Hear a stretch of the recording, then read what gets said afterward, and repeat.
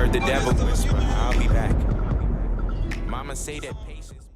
Yo, what up? It's your boy, it's your nephew, it's your cousin, Monty the Rebel, coming at you with first ever story time.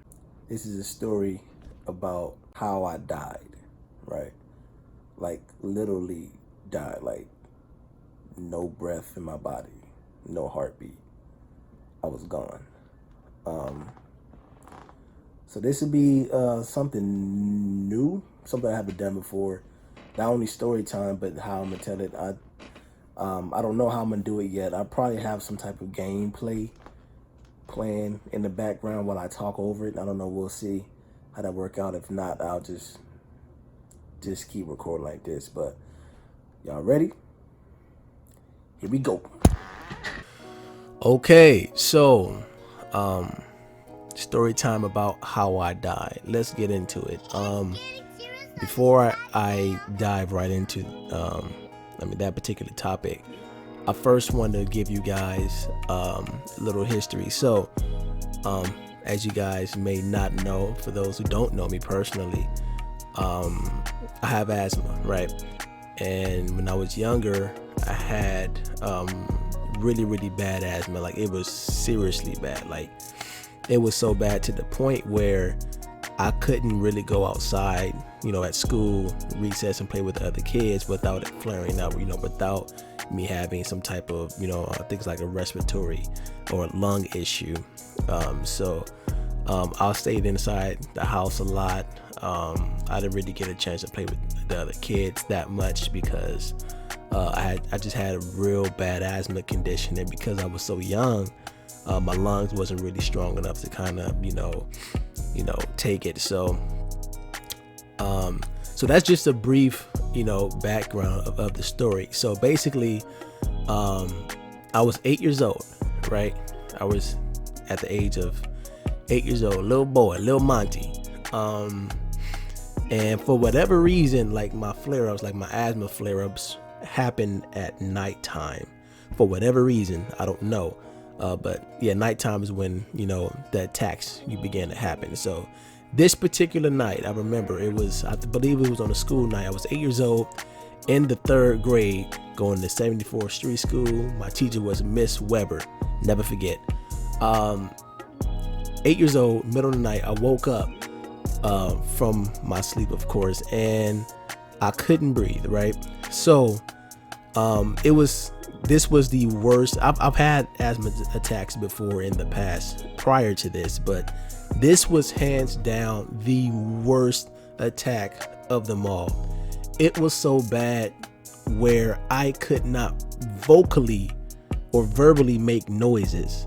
Like, I couldn't scream, I couldn't shout, I couldn't say anything, and I couldn't breathe. So my parents was down the hall, and I had a bedroom to myself. My sister was in her room, so I'm in the room by myself.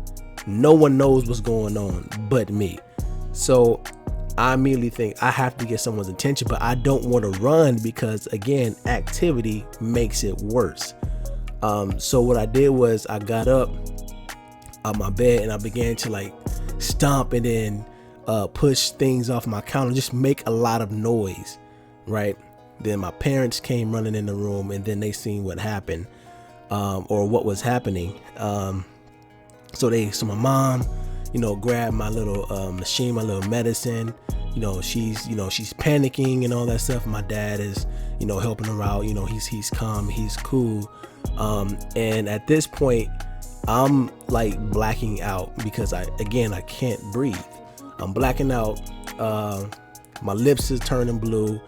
I bust a blood vessel in my eye. And next thing I know, I'm on the ground, right? And I'm on the ground, and suddenly I go from this panic to a calm, right? To where I get real calm, and I just began to lay there.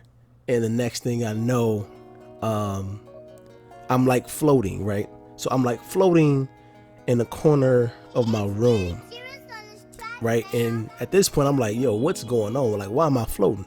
Like a ghost or whatever. I'm like, yo, what's what is this? Like, what's going on?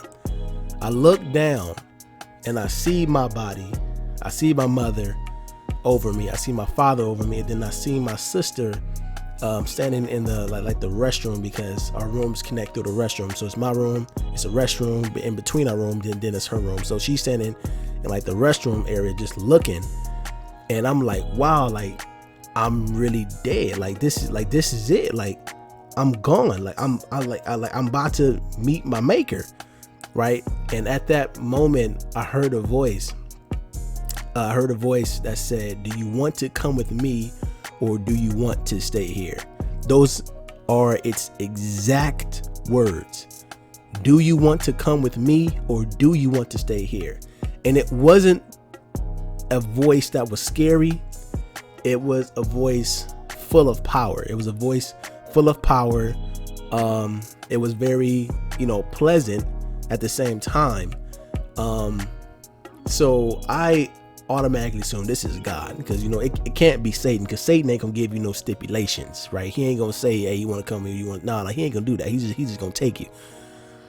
So, and at that point when he asked me that question, do I want to go with him, or do I want to stay here? When he asked me that, I contemplated, right? Because I was gonna say, yeah, I want to go with you. Like, come on, take me up out of here. I don't want to, stay here and have to go to school and do all this stuff and worry about asthma. You know what I mean? So I was gonna say yes, but then I looked down, and then I seen like the pain on my mother's eyes, and I seen the pain on her face, and she was just crying, just like bawling, crying.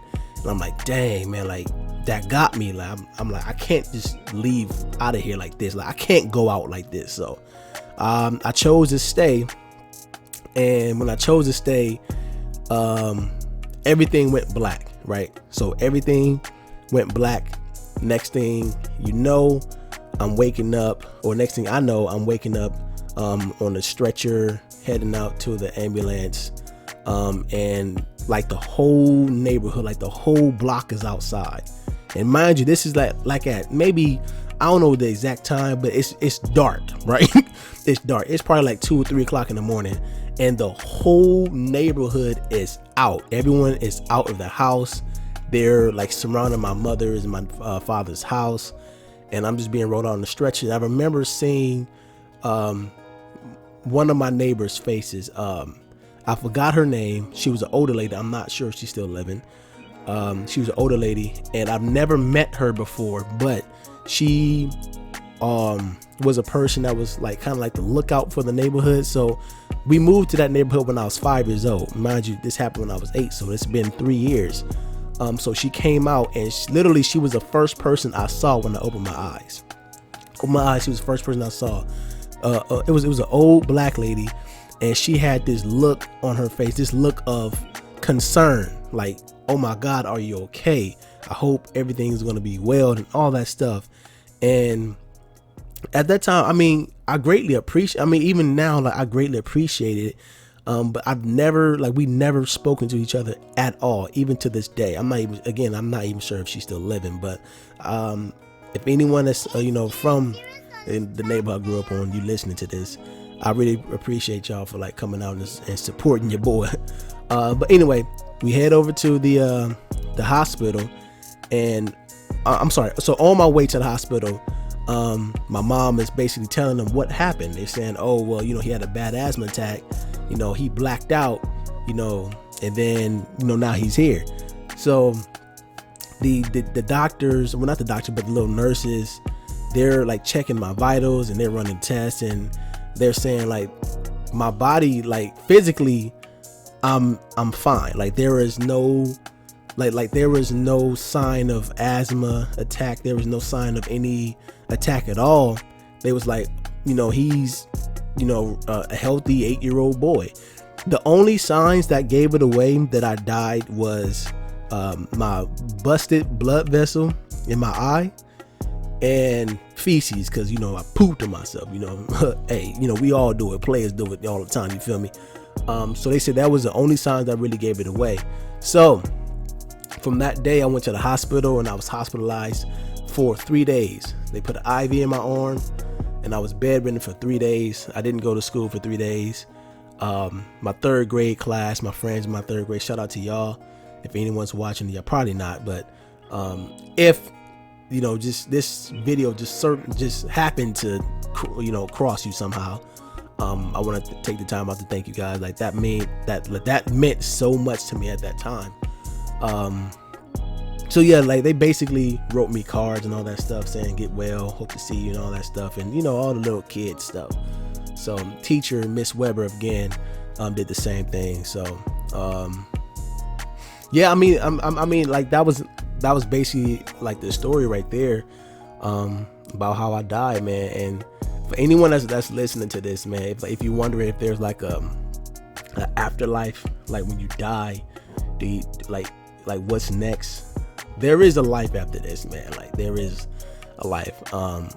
Going off of my personal experience, through that death situation, I was in a moment where I was transitioning, right? But I was not somewhat stuck, but I had to make a decision of where I wanted to go. But I could not dwell in that situation that I was in, or that position that I was in. So I believe that if I would have chose to leave Earth, I believe I would have went to heaven, right? But because I chose to stay, I stayed here. So I mean, with that being said, man, I hope you guys enjoyed this video. This is the first time I did this. If you guys like it, let me know, and I'll definitely make more videos like this. Telling you guys more stories. I do have more stories, not death stories, but I do have more stories that may interest you. If you are interested, just let me know, and I'll go ahead and I'll just repeat this and make more story times.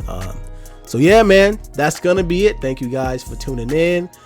Make sure, please make sure you like, comment, share, and subscribe. You guys don't know how much that helps me out, and it encourages me as well, and it lets me know that you guys enjoy this content. So again, if you can do that for your boy, I greatly appreciate it.